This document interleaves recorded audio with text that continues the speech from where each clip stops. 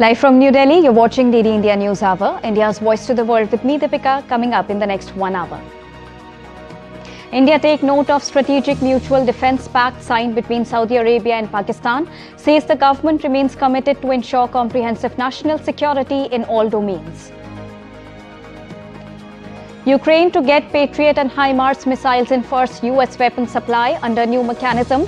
Aid to be first use of the PURL mechanism in which Ukraine's allies help pay for weapons. Federal Reserve cuts interest rates by 25 basis points, warning that any aggressive easing could be inflationary. Powell says Fed strongly committed to independence. Cloudburst hits Uttarakhand's Chamoli, at least 10 missing, houses washed away, district administration intensifies relief and rescue operations. And India's ace athlete Neeraj Chopra is all set to play in the Javelin throw final at World Athletics Championship on Thursday.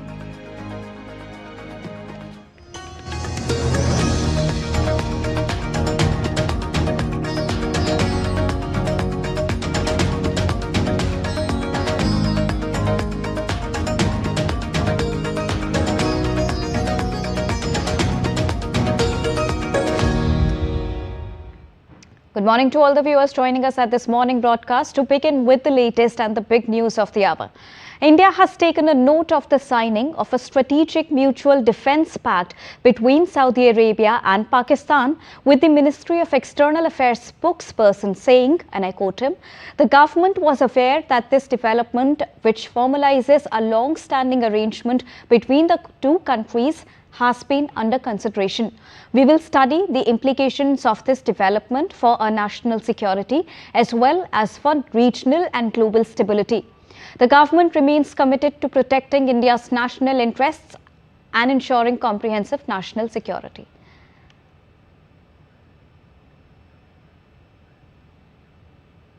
India's permanent representative to the United Nations, Ambassador Harish Parvatineni, reaffirmed India's commitment to promoting peace, stability and development in Afghanistan during the UN Security Council's quarterly briefing on the country.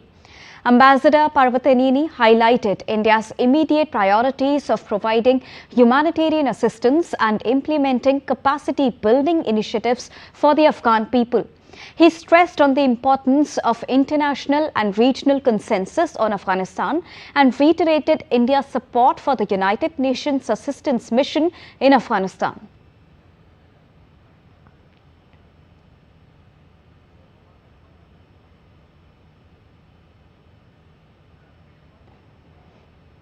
Monitoring the security situation in Afghanistan.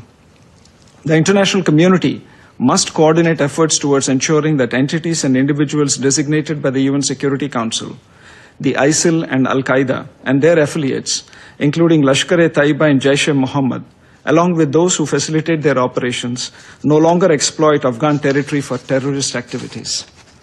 On the political front, India's External Affairs Minister has spoken twice with the acting Foreign Minister of Afghanistan.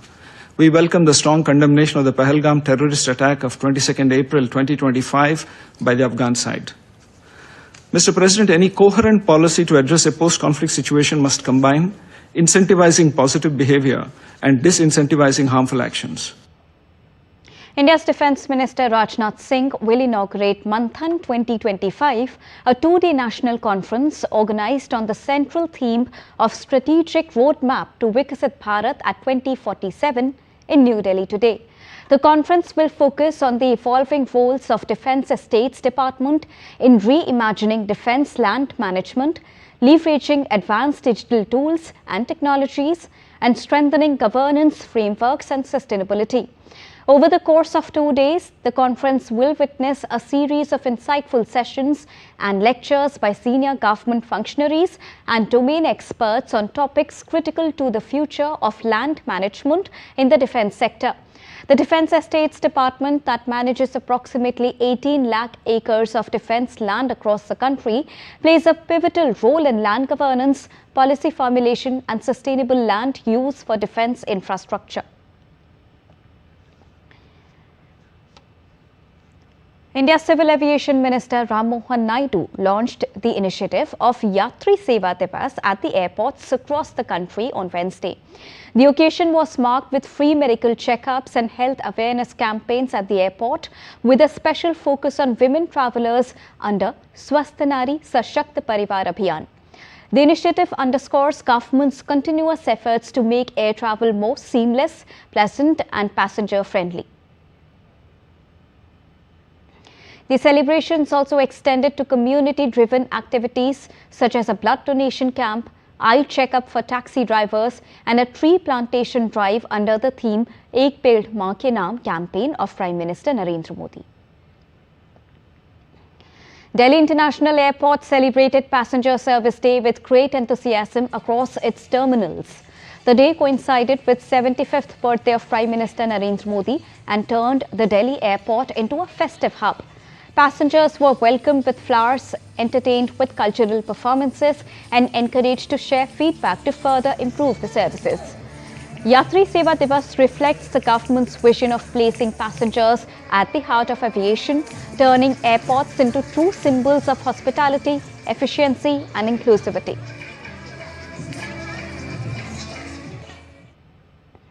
India and the US marked the start of a new era in their space partnership at an event titled India-USA Space Collaboration, the Frontiers of a Futuristic Partnership, hosted by the Embassy of India in Washington, D.C. Celebrating recent milestones, including the joint NASA-ISRO Newshour satellite and the Axiom Mission 4, the officials emphasized on how decades of collaboration are now setting the stage for exciting missions to the Moon and the Mars. NASA astronauts Sunita Williams, Nick Hague and Pach Wilmore were joined by India's Gagan Yatri astronaut Shubhanshu Shukla for a panel discussion. Ambassador of India to the United States, Vinay Quatra, described the partnership as a dynamic platform for advancing scientific exploration, technology development and commercial cooperation. Security forces killed 4 Naxals in 4 separate encounters on Chhattisgarh-Maharashtra border this morning. 2 Naxals were neutralized in Bijapur, Chhattisgarh, while 2 women Naxals were gunned down in Gadchiroli district in Maharashtra. The bodies of all 4 have been recovered. The encounter in Gadchiroli took place near Gatta, Jambia, along the Kanker-Maharashtra border. Personnel of C-60 commandos and CRPF were on an anti-Naxal operation when the exchange of the fire broke out. An AK-47 rifle, a country-made rifle and other Maoist materials were recovered from the site. The identities of the slain women Naxals are yet to be established. The Chinar Corps of the Indian Army has paid tribute to fallen soldiers in Uri, Jammu and Kashmir, acknowledging their bravery and sacrifice against a terrorist attack. Honouring the valour and sacrifice of the brave hearts, Indian Army said Chinar Corps honours the indomitable spirit and selfless sacrifice of the fallen brave hearts who confronted a dastardly terrorist attack with unyielding courage and made the supreme sacrifice while defending the Indian Army camp at Uri in Jammu and Kashmir. Their unparalleled bravery and sacrifice continues to inspire us and remain eternally etched in collective memory. Moving on, with an aim to expand BSNL's mobile connectivity reach across India, Department of Posts and Bharat Sanchar Nigam Limited signed strategic MOU for SIM sales and mobile recharge services. Now, under this agreement, DOP will leverage its unparalleled postal network of over 1.65 lakh post offices for the sale of BSNL SIM cards and mobile recharge services across the country. The vast reach of India Post that touches almost every village and town in India will serve as a powerful last-mile channel for BSNL to enhance its presence in both urban and rural geographies. The initiative aims to make BSNL's telecom services more accessible and affordable, particularly for citizens in the remotest parts of the country who often struggle with limited connectivity. By combining BSNL's telecom infrastructure with India Post's nationwide presence, this initiative sets a new benchmark in public sector synergy for citizen-centric service delivery. The India Meteorological Department has forecast continued heavy to very heavy rainfall across several states for the next 2 to 3 days. According to the Met Department, heavy rainfall over Andhra Pradesh, Arunachal Pradesh, Assam and Meghalaya, Bihar, coastal Karnataka, East UP, Kerala and Mahi, Konkan and Maharashtra along with Uttarakhand are predicted. IMD also issued yellow alert with thunderstorm accompanied with lightning at isolated places over Jammu and Kashmir, Jharkhand, Odisha, Rayalaseema, Tamil Nadu, Puducherry and Karaikal and West Bengal along with Sikkim. Strong surface winds are also very much likely at isolated places over Andhra Pradesh and Telangana. Squally wind with speed reaching 45 km per hour to 55 km per hour, gusting to 65 km per hour is likely to prevail over some parts of the southwest.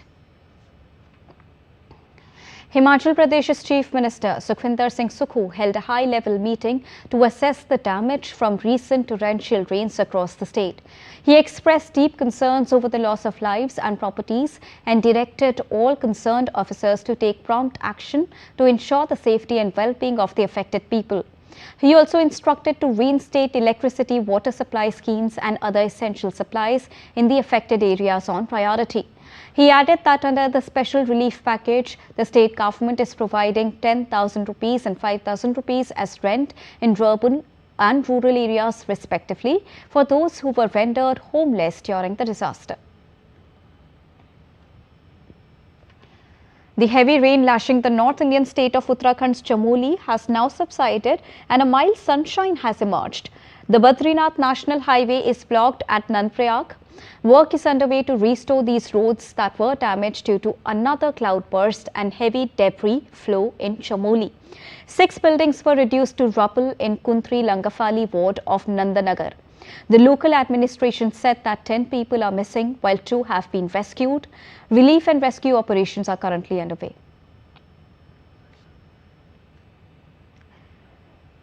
Now confirming the incident, Chief Minister of Uttarakhand Pushkar Singh Dhami took to social media platform X and said, I quote him here, "Sad news has been received that the heavy rainfall in Nandan Nagar Ghat area of Chamoli district has caused damage to nearby houses.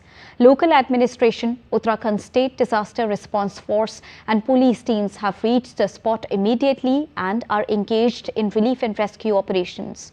In this regard, I am in constant contact with the administration and I am personally monitoring the situation closely. I pray to God for the safety of all." Unquote.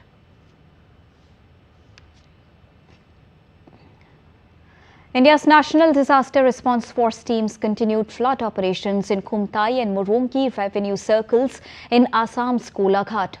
The rescue teams evacuated 250 persons along with 69 livestock and shifted them to safer places. Time to take a short break, but still to come on the other side. NATO forces show off firepower in Poland after Russian Zapad exercises. King Charles and Trump hail UK-US special relationship in state banquet speech. Trump says the word special does not begin to do its justice. US to invest £150 billion in UK, promising thousands of jobs. 3 police officers killed, 2 injured in Pennsylvania shooting. Police killed the shooter.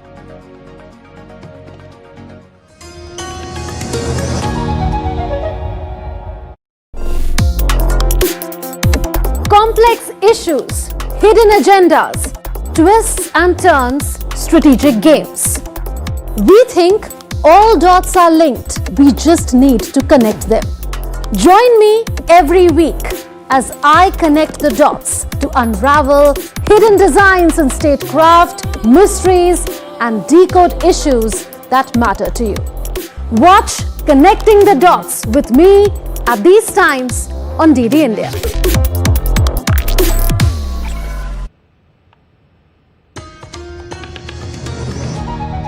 Welcome back after that short break. You're watching DD India News Hour. Well, Ukraine will get missiles for Patriot air defense systems and HIMARS rocket launchers in the first batch of weapons sent under a new funding program agreed upon by the US and Ukraine's European allies. Ukraine has secured over $2 billion in financing for US-produced weapons via the NATO-led Prioritized Ukraine Requirements List or PURL. President Volodymyr Zelensky expects total committed funds to reach $3.5 billion in October. NATO allies hope to provide $10 billion in arms for Ukraine. HIMARS are ground-launched rocket-propelled artillery that have been crucial to Ukraine's fight with Russia. US President Donald Trump has long been critical of the billions of dollars United States has spent on military aid for Ukraine. The PURL initiative offers a fee for Europe to pay for the weapons and the US to send them. We received more than $2 billion from our partners under PURL program. During October, I think we will receive an extra funding. I think we will have in total around $3.5 to $3.6 billion regarding the first two packages, each worth $500 million. I understood you asked what those packages will include. I will not disclose all the details, but they will definitely include missiles for Patriot and HIMARS systems. Moreover, amidst growing tensions in Russia-Ukraine conflict, Denmark said it will, for the first time, acquire long-range precision weapons, citing the need for deterrence capabilities in light of the threats from Russia. For the first time, Denmark will build up military capacity in the form of long-range precision weapons. This is a paradigm shift in Danish defense policy. With these weapons, the armed forces will be able to hit targets at long range and, for example, also defeat enemy missile threats. This is a type of weapon that we do not have in Denmark. NATO forces put on a display of firepower in Poland on Wednesday, with tanks, helicopters and jets taking part. The exercise, codenamed Iron Gate, coincides with the joint Russian-Belarusian Zipat drills across the border in Belarus. The Polish military said the exercises, part of a wider series of drills called Iron Defender, focused on the ability to defend Poland in the event of an attack from the east. Iron Gate featured both Polish and Allied troops, including the US Army's V Corps, which has its forward headquarters in Poland. World leaders gather in New York next week for UNGA. Now, before the General Assembly speeches begins on the 23rd of September, leaders will gather a day before for a summit hosted by France and Saudi Arabia that aims to build momentum towards a two-state solution between Israel and the Palestinians. In all, the high-level week will be dominated by Trump's return to the rostrum, war in Gaza and Ukraine, rising Western recognition of Palestinian statehood, and nuclear tensions with Iran.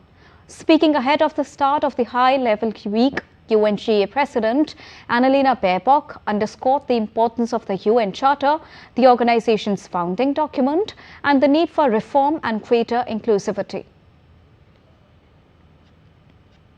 It is crystal clear that international humanitarian law calls for the protection of civilians and civilian infrastructure. They must be protected always. And I've been also crystal clear on that one in the past, in the speeches, but I'm here again, that civilians must not be targeted. Full stop.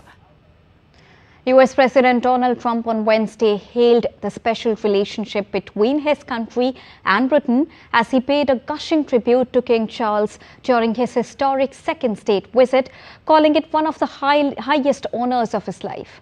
King Charles and the royal family hosted a lavish banquet for Trump and his wife, Melania, at Windsor Castle, where he was treated to the full array of British pageantry from a carriage procession and a lavish banquet.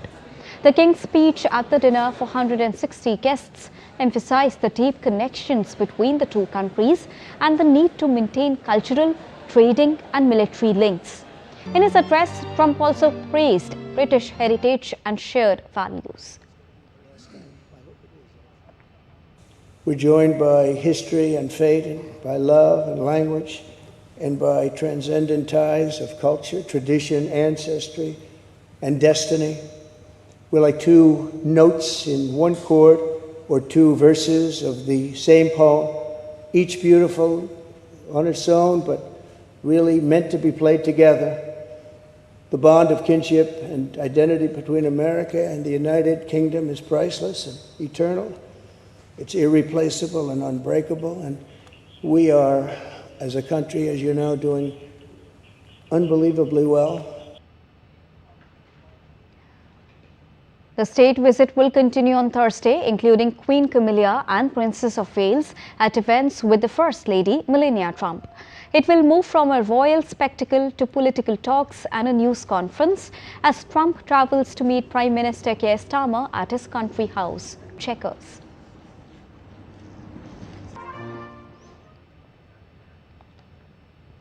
The British government announced a record-breaking $204.87 billion package of US investment into the UK during Trump's state visit. The government said US companies had pledged a record-breaking sum as part of Donald Trump's state visit. Now, the figure, which Britain said was the largest commercial investment package generated by any state visit, was announced ahead of Trump's meeting with Prime Minister Keir Starmer. Ministers claim the package will create more than 7,600 high-quality jobs, revitalize communities, and accelerate growth in sectors of future. The total includes a previously reported £100 billion long-term investment pledge from private equity firm Blackstone and £3.9 billion from Prologis in his sciences and advanced manufacturing. Pennsylvania governor and police officials briefed the media after a shooting in the Cloudburst Township, Pennsylvania took place. Briefing the media, the state police commissioner, Christopher Paris, said 3 law enforcement officers were killed and 2 others were injured on Wednesday. According to the officials, investigations are underway and there was no ongoing threat to the public. I can confirm that the shooter is dead. I can confirm that there were 5 law enforcement officers who were shot today. 3 fatally, 2 that were transported here to Wellspan in York. They are currently listed in critical but stable condition. There are simply no words that I can offer to assuage the grief that this community has experienced and unfortunately will continue to experience. The grief will be unbearable, but we will bear it. Tyler Robinson, the 22-year-old suspect in the murder of conservative activist Charlie Kirk, was described as cooperative, somber and quiet at the time of his arrest. Washington County Sheriff Nate Brooksby said Robinson was sitting on a very comfortable couch with a water bottle in his hand, not restrained when arrested. Brooksby received a call from a former detective who knew the shooter's identity and was working with Robinson's parents to persuade him to surrender voluntarily. He knew he was going to get caught, Brooksby said. Robinson was charged with aggravated murder for killing Charlie Kirk, co-founder of Turning Point USA and an ally of President Donald Trump, at a Utah Valley University. Utah prosecutors are seeking the death penalty for Robinson. Tyler knew it was just inevitable with all the law enforcement pressure that his picture in the news, the gun on the news. He knew it was inevitable that he would be caught. He was fearful of a SWAT team hit on his house, or he was fearful of being shot by law enforcement. So part of the negotiation and getting him to bring himself in was that we would treat it as delicate and as soft as possible to make him feel comfortable to where he would show up at my office, and that's exactly what happened. US President Donald Trump on Wednesday signaled new action against left-wing groups following the assassination of Charlie Kirk, targeting the anti-fascist Antifa movement as a terrorist organization. Trump said on Truth Social that he was designating the movement as a terrorist organization. He said, and I quote him, "I will also be strongly recommending that those funding Antifa be thoroughly investigated in accordance with the highest legal standards and practices," unquote. Now, Trump and senior officials have repeatedly blamed left-wing groups for creating an atmosphere of hostility towards conservatives before Kirk's assassination. Moreover, Walt Disney-owned ABC will indefinitely stop airing Jimmy Kimmel Live after remarks the late-night host made about Charlie Kirk's assassination. Earlier, Nexstar Media Group Inc. said it would stop airing the show on its 32 ABC affiliates, citing comments that Kimmel made. A Florida man was executed by lethal injection in the southern U.S. state on Wednesday for the murders of his wife's sister and her parents. David Pittman became the 12th person executed in Florida this year and the 31st in the United States, which is the most since 2014 when 35 inmates were put to death. Florida has carried out the most executions, followed by South Carolina and Texas with 4 each. 26 of this year's executions have been carried out by lethal injection, 2 by firing squad and 3 by nitrogen hypoxia.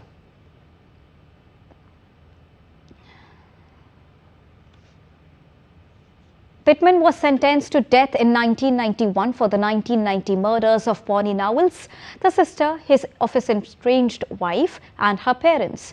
They were stabbed to death and their home was then set on fire. Moving on. China's defense minister on Thursday urged greater efforts for global unity, warning against an increasingly divided world defined by the rule of the jungle. Speaking to formally open the Beijing Xiangchan Forum on Security, Dong Jun said the world was overshadowed by call for thinking, hegemony and protectionism, a real swipe at the United States.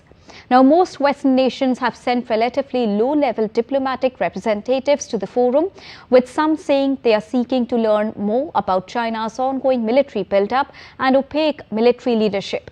The remarks come amid simmering tensions between China and the United States and its allies and partners over flashpoints across East Asia, including Taiwan and the South China Sea. We're heading for a short break, but still to come on the other sides.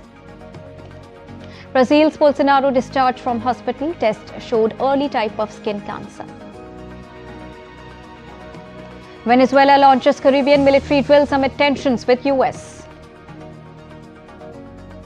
Indonesia celebrates 75 years of diplomatic ties with Thailand at Culture Night 2025.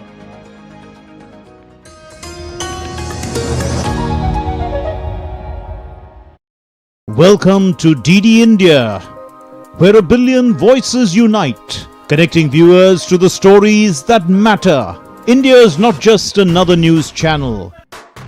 It's the international channel that puts the spotlight on the global south, bringing you stories from the heart of emerging economies, dynamic cultures, and transformative voices.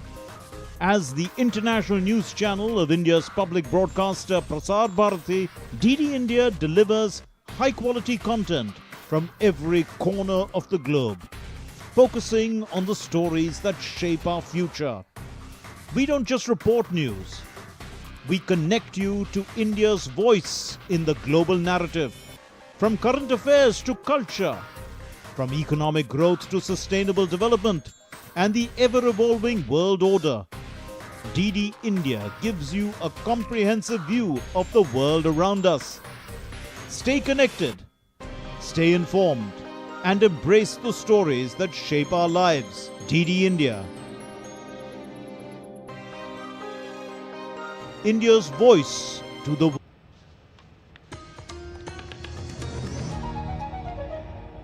Welcome back after that short break. You're watching DD India News Hour. Time to quickly recap top headlines of the hour. Ukraine to get Patriot and HIMARS missiles in the first US weapon supply under new mechanism. Aid to be first use of the PURL mechanism in which Ukraine's allies help pay for the weapons. King Charles and Trump hailed UK-US special relationship in state banquet speech. Trump says the world special does not begin to do its justice. US to invest £150 billion in the UK, promising thousands of jobs. 3 police officers killed, 2 injured in Pennsylvania shooting. Police killed the shooter in one of the deadliest days for Pennsylvania police this century. And India's ace athlete Neeraj Chopra is set to play in the Javelin throw final at World Athletics Championship on Thursday. former Brazilian President Jair Bolsonaro was discharged from the hospital on Wednesday, where he had been admitted due to vomiting, dizziness and low blood pressure a day earlier. Brasilia's TF-Star Hospital stated Bolsonaro's health condition improved, but he will continue to receive follow-up care. Bolsonaro's doctor, Claudio Pirolani, confirmed that tests revealed 2 skin lesions were an early form of skin cancer, specifically squamous cell carcinoma. He confirmed that the skin lesions have been removed, but regular checkups are necessary to monitor for any new. Bolsonaro was sentenced to 27 years in prison by a Supreme Court panel for conspiring to stage a coup following his loss in the 2022 elections.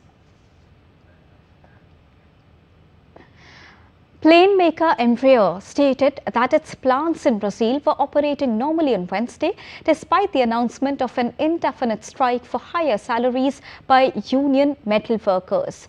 The Metal Workers Union in São José do Campos, home to Embraer's headquarters and main jet production, went on a strike over the company's refusal to grant a real wage increase.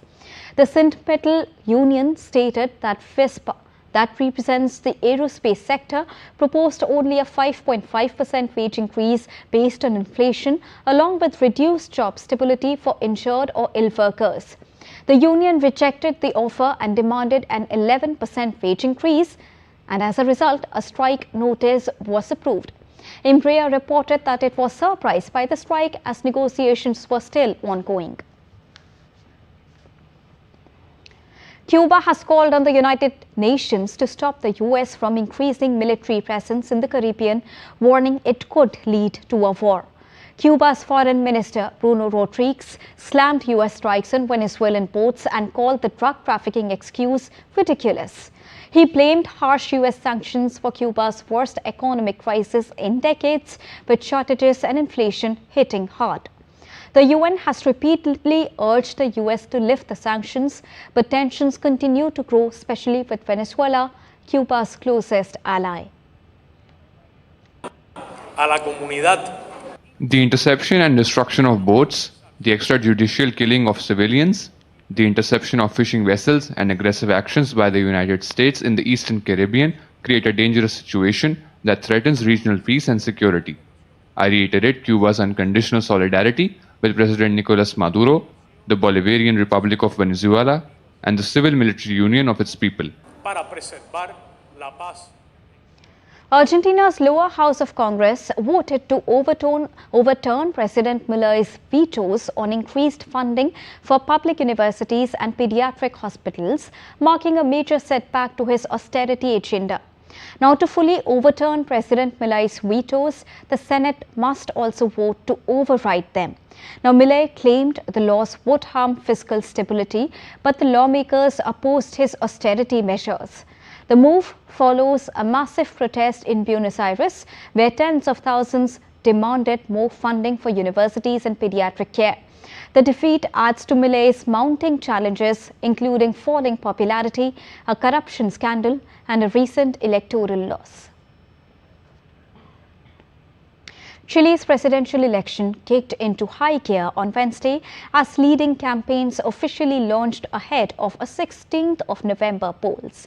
Left-wing Janet Jara and conservative Jose Antonio Cast, who lost the last runoff against current President Gabriel Boric in 2021, are the top contenders, frequently trading leads and clashing in the first debate among 8 candidates. 8 candidates are in the race, including Evelyn Mete from the Independent Democratic Union Party.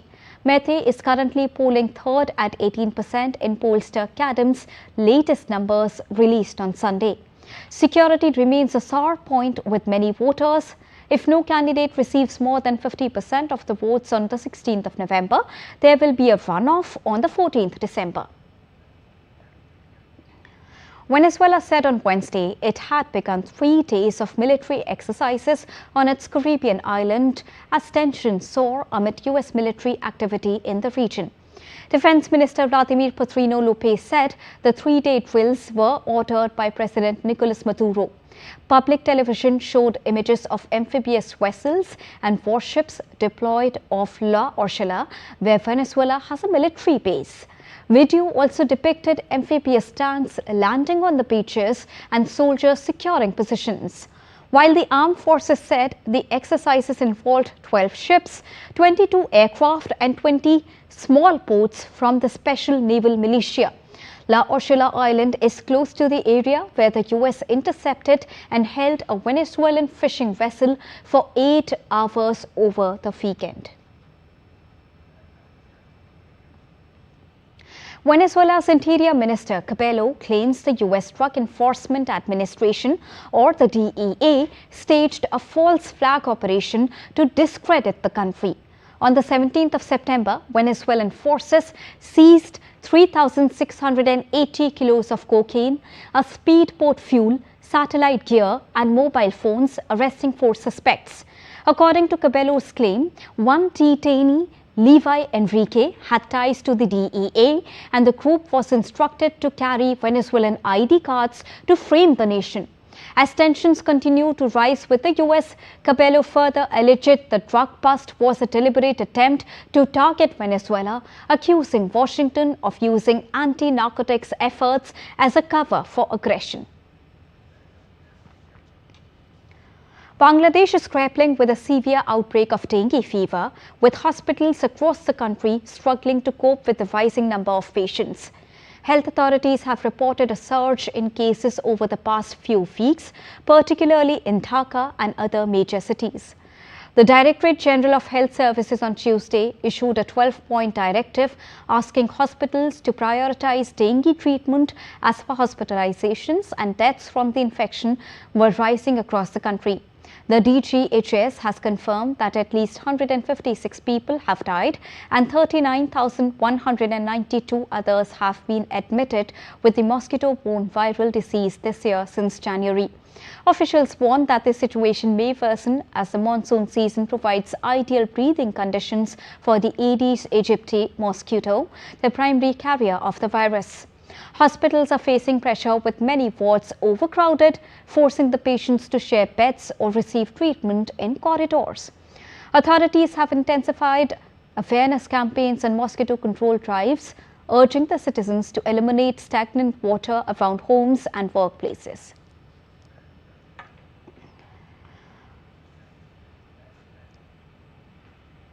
In Nepal, the Speaker of the Bagmati Province Assembly, Bhuvan Kumar Pathak, has resigned from his position.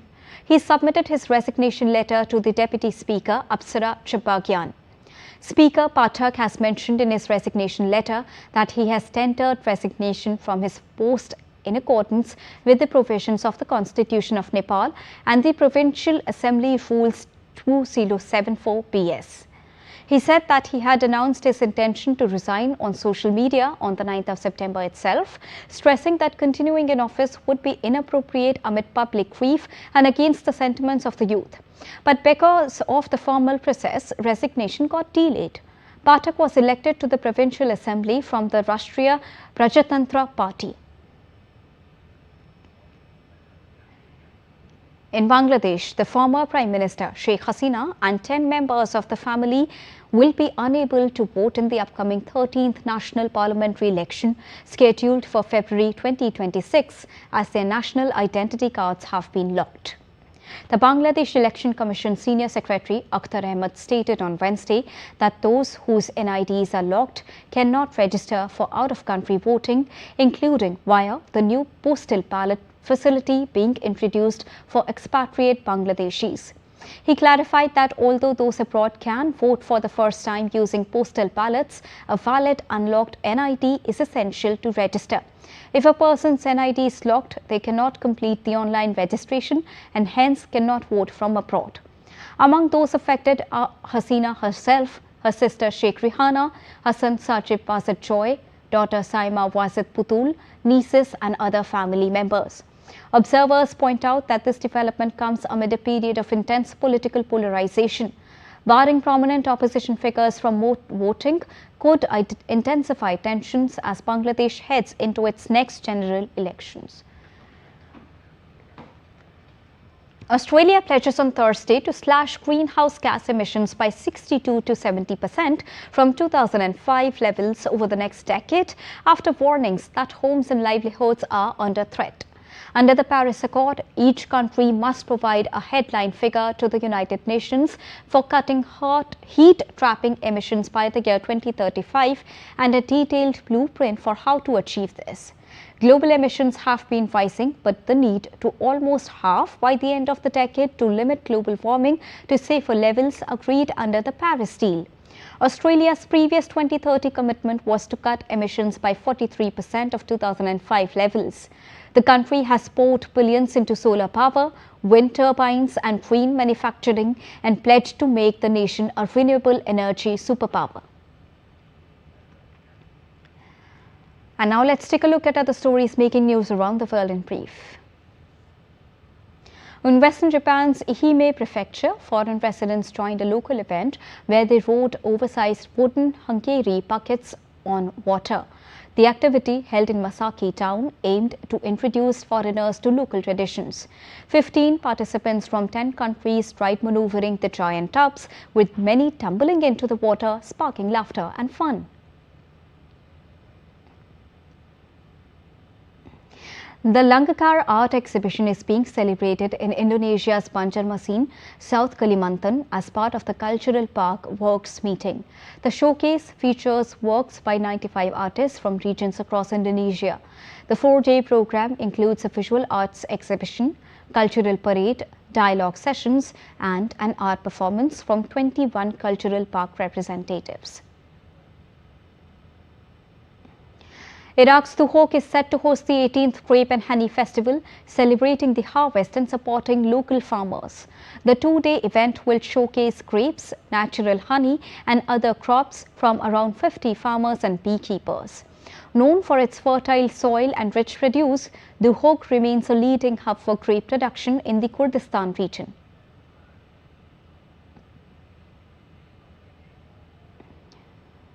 The Indonesian embassy in Bangkok marks 75 years of Indonesia-Thailand ties with Indonesia Culture Night 2025. The event featured traditional music and dances. Over 200 Indonesian artists performed for 1,000 guests, including senior Thai officials. We're heading for a short break, but still to come on the other side. New Zealand's economy shrinks more than expected, fueling speculation of steeper rate cuts. In yet another thrilling encounter, India all set to face Pakistan in Super 4 encounter on the 21st of September. Eden emerges as a cultural hub, attracting visitors globally.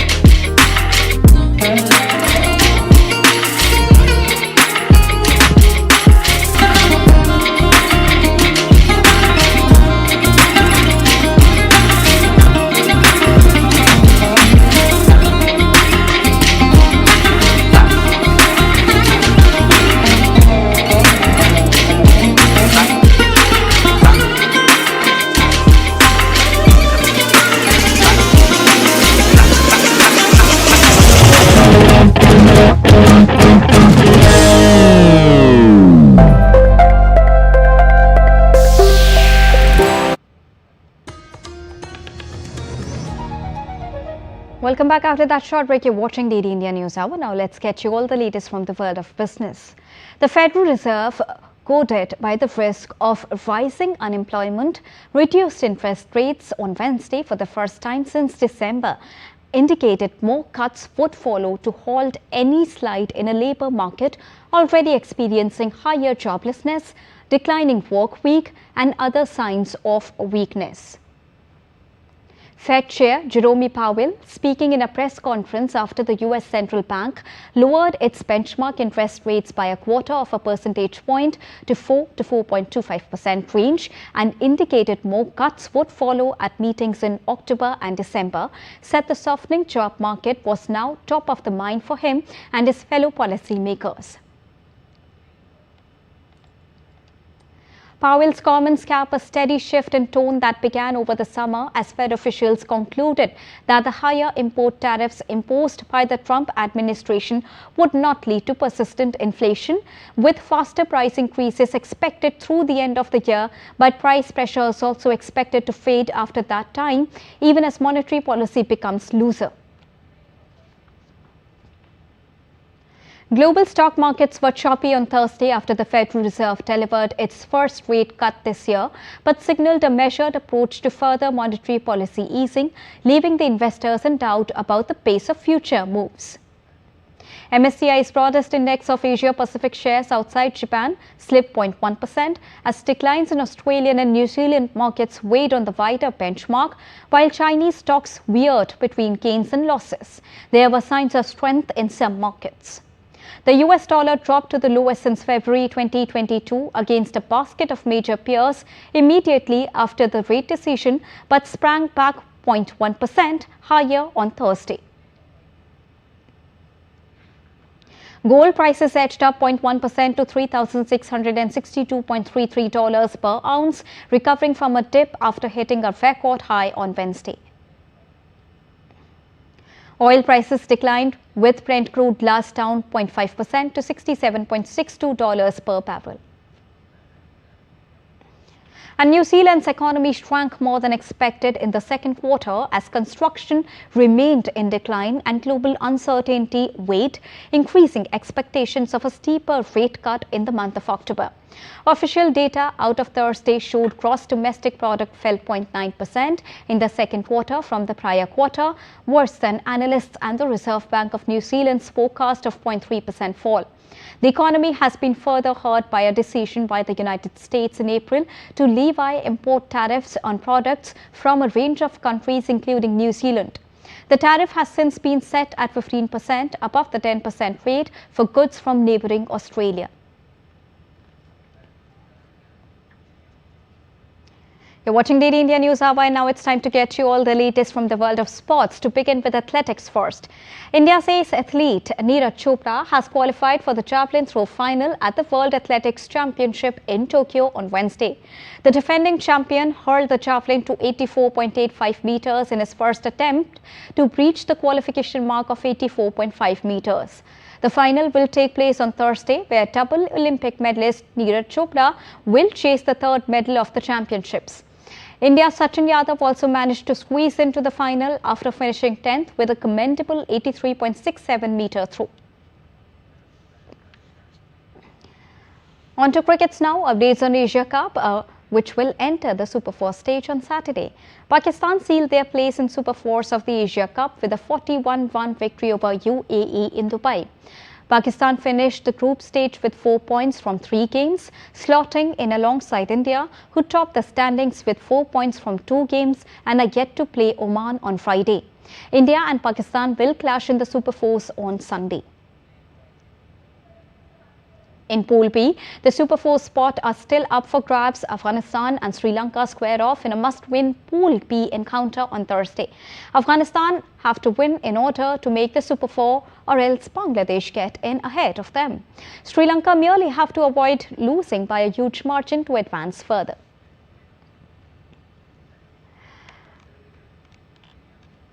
And to get you the latest on this, I'm joined by DD India correspondent Abhishek Mahajan straight from UAE. Good morning from India, Abhishek. Now, looking at yesterday's match, it was a dramatic turn because Pakistan was aiming for something else and tried to pull out of the matches. But then the eventual results means another encounter between India and Pakistan in the Super 4s. First of all, take us through the timeline of how Pakistan tried to pull out of the matches and then the final result, which is in front of everybody. Abhishek. Yes, Deepika, good morning from here, Dubai. Yes, a lot of things transpired since yesterday. Deepika. First, I mean, they said they'll boycott, they'll withdraw from the tournament. They're not going to play this match unless and until Andy Pycroft is removed. And then again, a lot of meetings took place back in Lahore, where the PCB headquarters are, and then former PCB chairman, if you talk about Ramiz Raja, Najam Sethi, along with the Mohsin Naqvi, who is the current ACC chairman, was also the current PCB chairman, also is also the interior minister of Pakistan. They held meetings and they must have discussed that they'll face a lot of financial crisis, in the sense they'll have to pay a very hefty amount of $16 million if they try to pull out of the tournament. And then initially the players of Pakistan team, they were boarding the bus. They were stopped by the team manager of Pakistan from boarding the bus also. Initially their kids were inside, but they didn't board the bus. They were asked to wait. And then a lot of meetings took place, like I said. And then the match started at 7:30 p.m. local time, which is 9 p.m. Indian Standard Time. They faced UAE, and there were initial hiccups when they were batting first, but thanks to Shaheen Shah Afridi, he played that cameo. He played a good cameo against India also. They managed to beat UAE by 41 runs, and they have qualified for the next stage, which is Super 4. But yes, I mean, a lot of drama, a lot of uncertainty. They finally played the game, and I mean, a lot of talks, there have been a lot of trolling for Pakistan also, that this was a kiddish behavior, this was a childish behavior. And yes, ICC did not succumb, did not bow down to the pressure of the PCB. There have been a lot of talks that Andy Pycroft apologized to the Pakistan team, but our sources are saying that it didn't happen like that. ICC did not listen to PCB, because there is no rule, there is no MCC law that you got to shake hands. But yes, now Pakistan, like you said, will face India in their first game in the Super 4 stage. That will be on 21st September. All right, thank you so much, Abhishek, for joining us and giving us the latest on the recent developments and the upcoming match between India and Pakistan in Super 4 stage. Now, Sports Goods and Toys Export Promotion Council announced the winners of its export awards for 2024-25. Union Sports Minister Mansukh Mandavia presented the awards to exporters who excelled in global markets and boosted India's image as a trusted source of quality sports goods and toys. The winner said exports are rising and praised the government for creating a strong manufacturing ecosystem in India.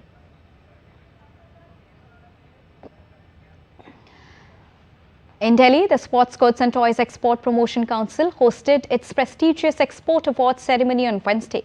Union Sports Minister Mansukh Mandavia presented the awards to exporters who excelled in global markets. On the occasion, Dr. Mandavia underlined that India is fast emerging as a global manufacturing hub.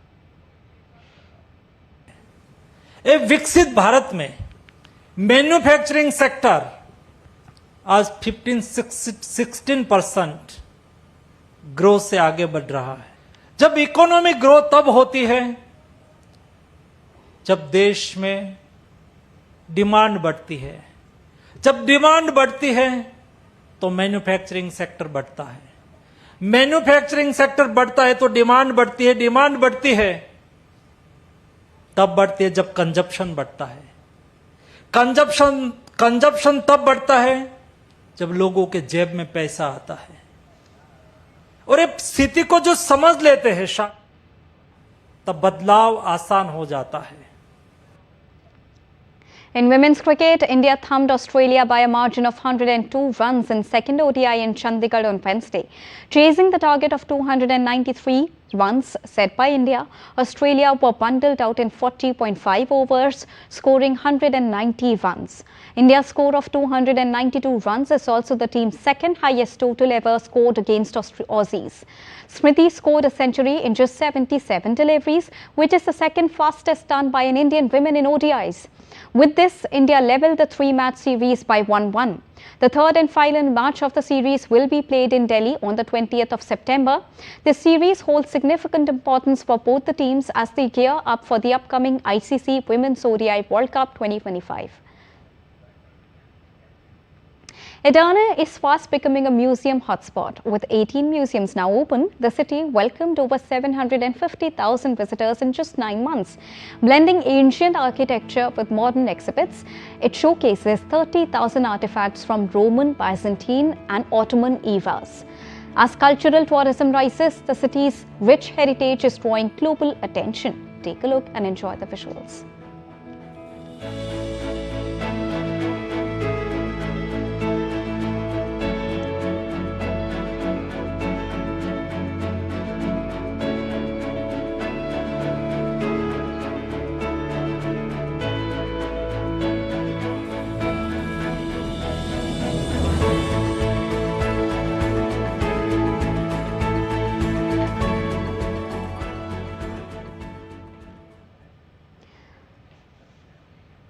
And that's all for this edition of the India News Hour. But do let us know your thoughts on the news of the day. For those on the go, you can get all the latest news and updates from India and across the world on the DD India mobile app. The app is available on both Android and iOS platforms. Scan the QR code on the screen to download it right now. We'll be back with more news as it breaks here on DD India. I'm Deepika, and from all of us here in New Delhi, thank you so much for watching DD India News Hour.